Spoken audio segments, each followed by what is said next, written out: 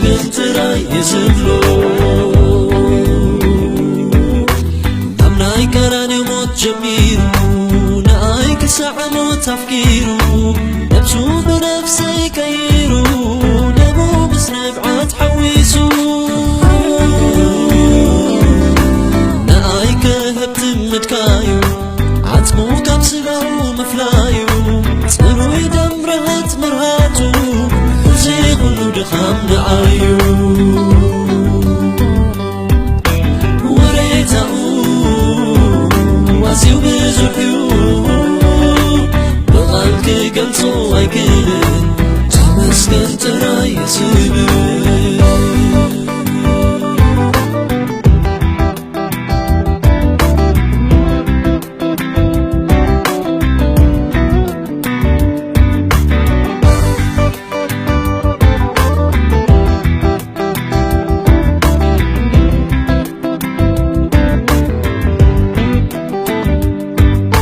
كساسي نيرون عين تلا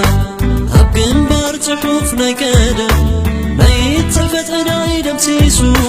مرات ياتري وحديسو سبقا برني رديتي سلام مالي ونبيتي جنبار تلاي تواعي كزمر اسمو تويعي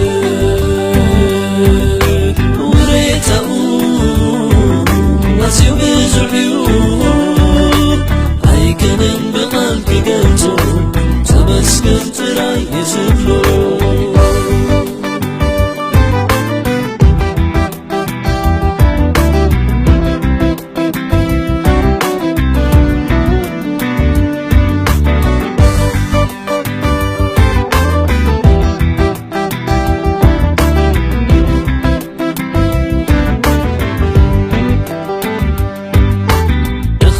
ብዙሕ እዩ ጉድለተይ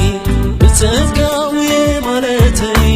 ብእምነት ስሙ ምትውዐይ ዝገበሮ ጐይታ ሙራየ ሰብ ኮይነ ምድሪ ምንባረይ ብሰላም ውዒለ ምሕዳረይ እግረይ ተኒዑ ምዋሙ እዚ ኩሉ ጸጋቡ እዩ